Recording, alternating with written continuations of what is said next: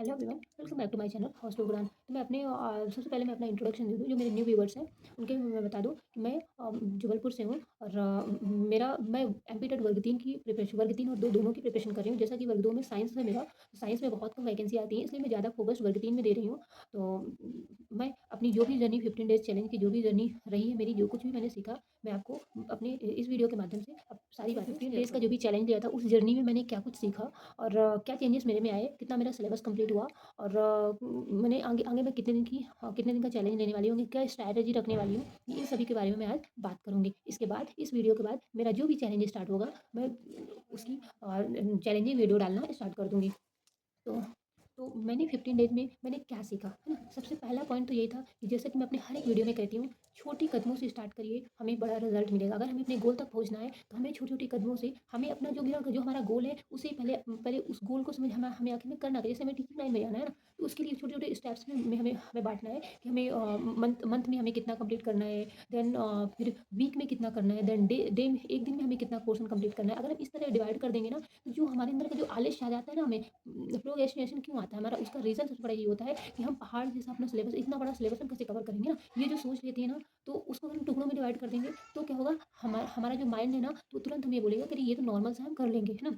तो first point हमने क्या सीखा, छोटे कदमों से हमें शुरुआत करनी है, हमें शुरुआत करनी है और हम मंजिल तक ज़रूर पहुँचेंगे, ये अपने अंदर भरोसा रखना है और ये भरोसा हमारे अंदर तब आएगा जब हम शुरुआत कर देंगे। छोटे-छोटे गोल्स जब हम कंप्लीट करने लगेंगे, हमारे अंदर कॉन्फिडेंस बढ़ने लगेगा, इस कॉन्फिडेंस से हमारे अंदर मोटिवेशन आएगा, यही मोटिवेशन हमें हमारे लक्ष्य तक, हमारी जर्नी तक, हमको मंजिल तक अपनी लेके जाएगा। तो पहला पॉइंट हमारा क्या हुआ, छोटे कदमों से हमें शुरुआत करनी है और मैंने ये सब चीज़ें फॉलो की है छोटे कदमों से और मैं 7 डेज़ का पहले चैलेंज ली, इसके बाद 15 डेज़ तक मैं कंसिस्टेंसी के साथ में लगातार कर पाई हूँ। तो ये बहुत ही ज़्यादा हेल्पफुल आइडिया है कि आप छोटे कदमों से शुरुआत करिए, आपको आपकी मंजिल ज़रूर मिलेगी। दूसरा मैंने सीखा अपना टाइम मैनेजमेंट, 100% तो नहीं कहूँगी लेकिन 70% मैंने सीखा है। मैंने 70% कैसे सीखा कि मैंने जो छोटे-छोटे टास्क लिए थे, जैसे मुझे एनसीईआरटी कंप्लीट करनी थी, एनसीईआरटी में मैंने साइंस का लिया, ज्योग्राफी मेरा कंप्लीट हो गया, साइंस का सिर्फ 8th क्लास बस बचा है, बाकी मेरा कंप्लीट हो गया था। पीवाईक्यू मेरा थोड़ा-सा डिस्टर्बेंस हुआ था, तो आप सभी को पता है कि एक हाउसवाइफ और मदर है, तो आप सभी रिलेट कर पा रही होंगी, हमारा हर दिन एक जैसा नहीं रहता, ना ही हमारा बनाई हुई टू डू लिस्ट हमारी डेली फॉलो हो सकती है। लेकिन हाँ, एक चीज़ मैंने ये भी सीखी कि अपनी टू डू लिस्ट में हमेशा प्लान बी तैयार रखिए, हमेशा उसे रिजिड मत बनाइए, फ्लेक्सिबल बनाइए, इलास्टिक बनाइए,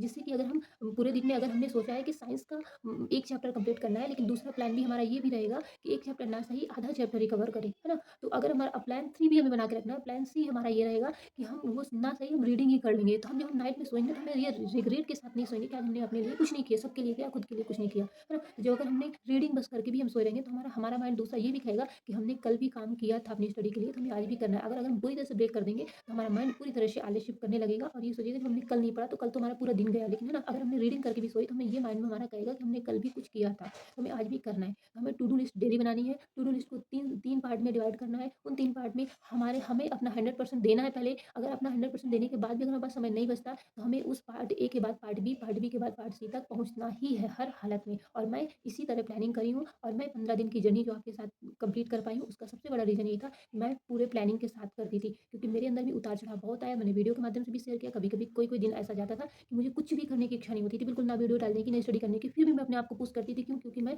अपने गोल्स को 3 पार्ट्स में डिवाइड करती थी और इसी वजह से मैं उस गोल्स को 15 डेज़ की जर्नी को कंप्लीट कर पाई हूँ। और आप भी मेरे साथ इसी तरह करिए, 100% श्योरिटी कहती हूँ कि आप भी अपने गोल को अचीव कर पाएँगे और बिना रिग्रेशन के। रिग्रेट मत करिए, रिग्रेट से भागने का सबसे रिग्रेट, अगर आपको ये करना है कि हमारे अंदर रिग्रेट ना रहे, तो उसका सबसे बढ़िया सॉल्यूशन ये है कि आप अपने अपने गोल्स को, अपने टू डू लिस्ट को 3 पार्ट में डिवाइड करिए और टू डू लिस्ट अपने घर के कामों की नहीं बल्कि अपनी स्टडी की लाइए। टू डू लिस्ट घर के कामों की ना, सुबह इंसान उठता है तो अपने आप दिमाग में टू डू लिस्ट बन चुकी होती है, लेकिन जब अपने लक्ष्य की बात आती है तो हम हमेशा पीछे हट जाते हैं। इसलिए हमें टू डू लिस्ट अपने लक्ष्य के लिए, अपने सपनों के लिए बनानी, अपने लिए बनानी है, ठीक है ना? और उन्हें 3 पार्ट में डिवाइड करना है और सबसे पहले पार्ट में हमें 100% देना है। अगर वो नहीं बचता तो हमें बी पार्ट में अपना 100% देना है। अगर बी भी नहीं मिल रहा है तो हमें सी तो कंप्लीट ही करना है हर हालत में। चलते रहने का नाम ही ज़िंदगी है, हमें रुकना नहीं है। हमें बेशक, जैसे हमने खरगोश और कछुए की कहानी सुनी थी ना, मानते हैं कि दुनिया आगे बहुत फास्ट बढ़ चुकी है, लेकिन हमें रुकना नहीं है। हमें उससे ये चीज़ सीखनी है, हमें रुकना नहीं है। अगर हम चलते रहेंगे ना तो अपनी मंजिल तक ज़रूर पहुँचेंगे। अगर हम चलेंगे ही नहीं तो हम हमें मंजिल तक पहुँचने का हम सोच भी नहीं सकते। इसलिए हमें चलते रहना है। हमारी जो लाइफ़ है, हमारी जो जर्नी चल रही है, एक बच्चे को सँभालना है, एक घर की बहू की ज़िम्मेदारी पूरी करनी है, उस हिसाब से हमें चलते ही रहना होगा। अगर हम डेली चल रहे हैं तो हम अपने लक्ष्य तक हमें पहुँचने के लिए कोई नहीं रोक सकता। हर चुनौतियाँ आएँगी, चुनौतियाँ देखिए, जब अपना आप गोल डिसाइड कर रहे हो ना, तो अपने दिमाग में ये चीज़ क्लियर रख लीजिए। दूसरी बात, ये बहुत इंपॉर्टेंट बात है कि अपने दिमाग में ना, सपने देखने से पहले अपने दिमाग दिमाग में ये क्लियर रखिए कि हम ये जो सपना देख रहे हैं ना, इस सपने में बहुत सारी चुनौतियाँ आएँगी, हम गिरेंगे, कई बार गिरेंगे, बहुत ज़्यादा गिर जाएँगे, उस दौरान भी हमें उठना है। अगर आप ये क्लियर करके रखोगे ना, तो आप अपने हर दिन की आई हुई परिस्थितियों से लड़ सकते हो और देखना हमेशा जो परिस्थितियाँ आती हैं, परिस्थितियाँ हमें हमेशा सिखा के जाती हैं। आप ये सोचिए कि अगर हमारे पास परिस्थितियाँ नहीं होती, अगर हमें सब ऐसा आराम मिला तो हम अपने लिए क्यों लड़ते?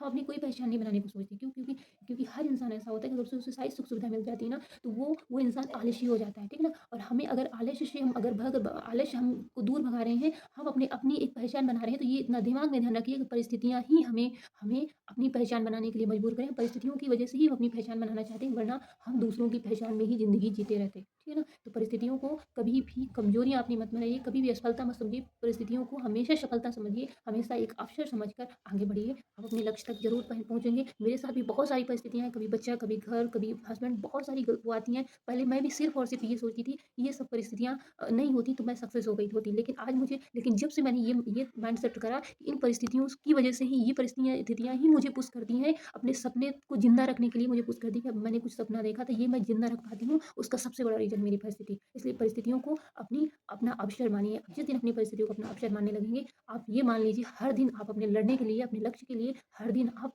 बहुत ही जोश के साथ हर दिन आप उठेंगी और हर दिन उस सपने के लिए हर दिन अपना एक कदम बढ़ाएँगी और उसे मैं बात करूँगी कि मैंने क्या सीखा, ये सब चीज़ें मैंने बता दी। अब मैं बात करने वाली हूँ कि मैं अगला कितने दिन का टारगेट लेने वाली हूँ। अगला टारगेट मेरा 21 डेज़ का टारगेट रहेगा। इस टारगेट में मैं क्या-क्या करने वाली हूँ, मैं ये बातें आपके साथ शेयर करने वाली हूँ और मैं पूरी कोशिश करूँगी कि इस बार मैं हर अपने जो भी मैं टारगेट कर रही हूँ, टू डू लिस्ट में आपको हर दिन की टू डू लिस्ट दिखाऊँ और अपने जो मैंने टारगेट लिया है, उनके खास तौर पर उनके क्लिप्स मैं ज़रूर ऐड करूँ, ज़रूर वीडियो बना के मैं वीडियो बनाऊँ, आप तक पहुँचाऊँ। मैं पूरी कोशिश करूँगी अपना मैं ये तो नहीं कहती कि इन 21 डेज़ मेरे हर दिन रहेंगे, हर दिन एक से रहेंगे, बिल्कुल नहीं रहेंगे। बहुत सारी चुनौतियाँ आएँगी, मुझे अच्छी तरह से पता है, लेकिन मैं पूरी उस चुनौतियों में भी पूरी कोशिश करूँगी। जैसे मैंने 15 डेज़ की चुनौती को कंप्लीट किया, चैलेंज को कंप्लीट किया, उसी तरह उससे बेहतर मैं 21 डेज़ का चैलेंज कंप्लीट करूँगी।